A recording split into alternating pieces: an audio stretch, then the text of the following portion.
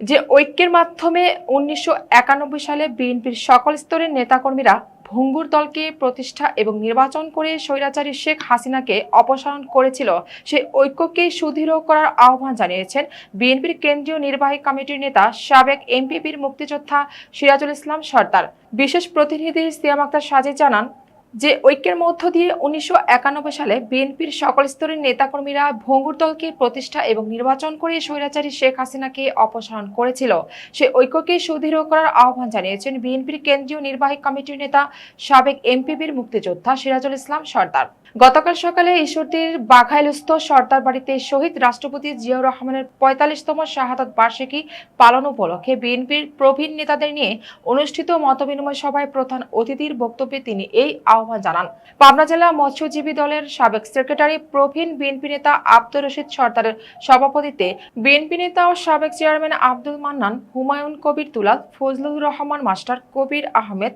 মফিজউদ্দিন মানিক, আক্তার মল্লিক, বাচ্চু হোসেন, রঞ্জু আলী, মাহফুজুর রহমান মঞ্জু, মুশফিকুর রহমান ও মোহাম্মদ আলী কাজল সহ বিভিন্ন union BNP সহ যুবদল, ছাত্রদল নেতারা উপস্থিত ছিলেন। মতবিনিময় সভায় আগামী ২৯ মে ২৬ শুক্রবার বাদ জুমা ঈশ্বরদী আটঘরিয়ার সকল মসজিদে বিএনপির কেন্দ্রীয় নির্বাহী কমিটির নেতা সাবেক এমপিপির মুক্তিযোদ্ধা সিরাজুল ইসলাম সরদারের পক্ষ থেকে বিএনপি সহ সকল অঙ্গ সহযোগী সংগঠন এবং বিভিন্ন শ্রেণী পেশার মুসল্লিদের অংশগ্রহণে শহীদ রাষ্ট্রপতি জিয়াউর রহমান, সাবেক প্রধানমন্ত্রী বেগম খালেদা জিয়া ও ক্রীড়া ব্যক্তিত্ব আরাফাত রহমান কোকো সহ দেশবাসীর জন্য বিশেষ দোয়া ও শিরনি বিতরণের সিদ্ধান্ত গৃহীত হয়।